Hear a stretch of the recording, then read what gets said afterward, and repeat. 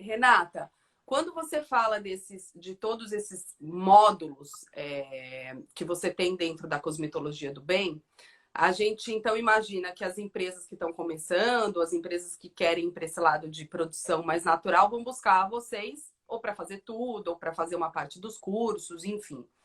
É, se hoje eu fosse começar uma empresa, o que é mais importante eu saber para produzir? A diferença entre a produção de produtos naturais, orgânicos e veganos, isso é fundamental.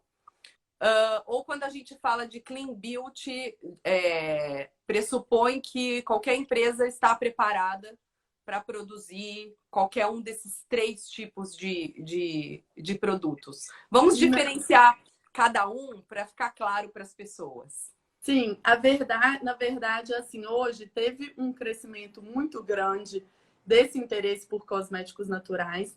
E assim como teve da alimentação natural, que foi um pouquinho antes, né?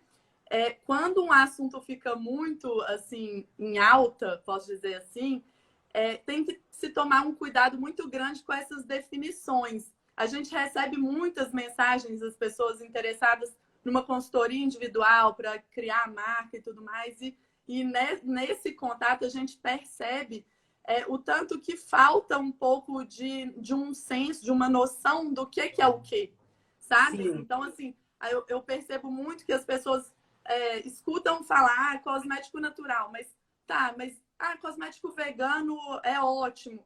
Mas, assim, não há uma clareza do que é cada coisa, né? Então, hoje, a gente tem os órgãos certificadores de cosméticos naturais. Então, assim, primeiro passo, Então, vamos falar por passos no Brasil, Sim. porque a gente sabe que aqui fora do Brasil existem certificadores diferentes, em alguns países está tudo um pouco mais evoluído, né? Sim. No Brasil, a gente pode falar em três tipos de cosméticos que seriam clean beauty, natural, orgânico e vegano. A gente pode dizer isso? Então, eu gosto antes de fazer a distinção no seguinte sentido. Um cosmético ele pode ser natural e vegano e orgânico e ainda assim não ter a certificação. Então, assim, a certificação é só uma chancela para que você é como se assim um órgão avalizasse assim.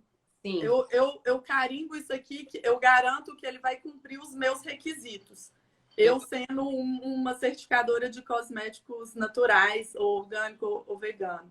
Então, antes de qualquer coisa, para produzir um cosmético aqui no Brasil, você tem que, de forma regularizada, direitinho, você tem que atender aos requisitos da Anvisa. A Anvisa é o órgão regulamentador dos cosméticos de uma forma ampla, não importa qual tipo de cosmético que seja. E aí, quando a gente entra para o Clean Beauty, a gente entra nessa diferenciação. Então, assim, o cosmético ele é certificado por órgãos certificadores ou não? E aí que entra um ponto muito importante, que eu acho que tem muito a ver com a nossa abordagem aqui hoje, que é dessa relação entre desempenho do produto, e aí eu já estou me antecipando, mas só para dar uma visão antes, porque a gente pode ter um cosmético com vários ingredientes naturais, mas que em um ou outro ponto ele não atende os órgãos certificadores de cosméticos naturais. E muito associado ao desempenho deles. Então, assim, às vezes a empresa que está produzindo o cosmético opta por vários insumos naturais, mas naquele ali que vai agregar um desempenho muito maior no cosmético e que o órgão certificador não chancela ele para ter esse selo, a empresa opta pelo desempenho. Então, é um pouco confuso para o consumidor final, mas eu acho muito importante ter essa clareza. Eu gosto sempre de dar o exemplo de formulações capilares. Existe um componente muito importante das máscaras e condicionadores que é chamado de tensoativo catiônico. Ele equilibra as cargas eletrostáticas do fio, ele que confere aquela maciez, o desembaraço. E ele não hoje, eu não encontrei no mercado nenhum dos insumos, aí a gente volta lá na outra ponta, eu não encontrei no mercado nenhum tensoativo catiônico que tenha um desempenho que seja natural e certificado, que agregue um desempenho satisfatório para o produto. Então, assim, considerando isso, e hoje a gente tem uma visão, dentro da cosmetologia do bem, uma visão muito equilibrada sobre isso, para não ficar tendendo para um lado muito radical, numa postura muito radical, para entender a fundo como que é isso. E a gente, no contato também com esse público que consome de forma, né, os consumidores finais mesmo, a gente entende muito que as pessoas, elas sim estão engajadas numa causa ambiental, numa causa animal também, que seriam os cosméticos veganos, mas elas não abrem mão do desempenho. Então, não adianta você ter uma máscara capilar que seja orgânica, natural, vegana, mas que ela não tenha desempenho. Então, é um ponto muito importante e delicado. E aí, falando de uma forma ampla, porque é realmente confuso, o cosmético ele pode ser natural, orgânico e vegano no mesmo cosmético. Vegano é se tem ingredientes de origem animal ou derivado de animais. Não pode ter.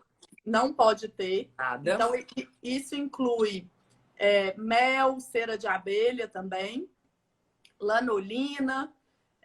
Então, são alguns ingredientes animais que podem estar presentes nos cosméticos que fazem com que ele deixe de ser vegano. Uhum. Só que mel, lanolina, cera de abelha são ingredientes naturais.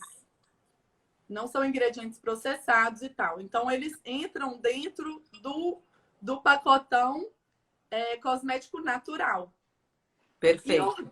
E orgânico seria aquele cosmético que ele é tratado de forma orgânica. Mas aí, dentro de cada órgão certificador, tem os requisitos, né, para serem cumpridos. Pode ter tantos % de ingredientes orgânicos, que aí é a forma de não se utilizar agrotóxico, por exemplo. Entendeu? E aí, esse é o conceito do orgânico, estritamente falando. Então, um cosmético ele pode ser natural, mas ele pode não ser orgânico e nem vegano, mas todo cosmético que e também o cosmético que é vegano, ele não necessariamente ele é 100% natural.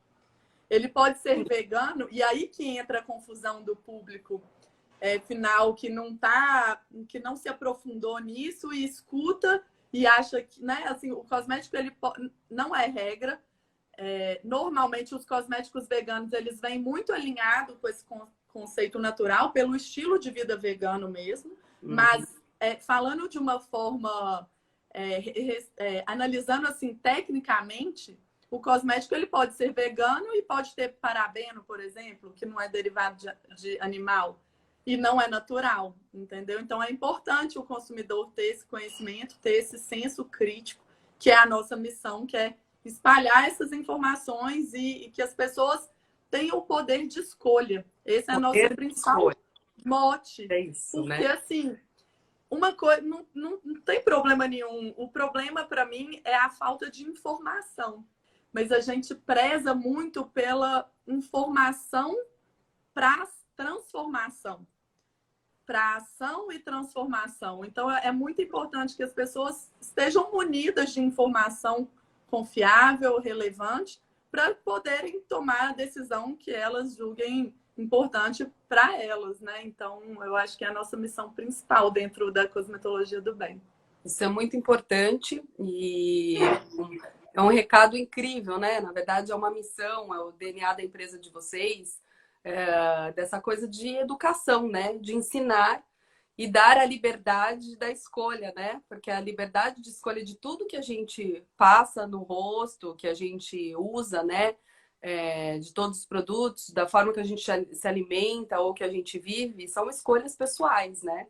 Exatamente. Mas não dá, não, as pessoas não terem a oportunidade de escolher que é um grande problema, né? E hoje eu acredito que a gente tenha muito mais facilidade também através da internet, das redes sociais, de conversar, ensinar, trocar experiências, né? Isso é muito válido.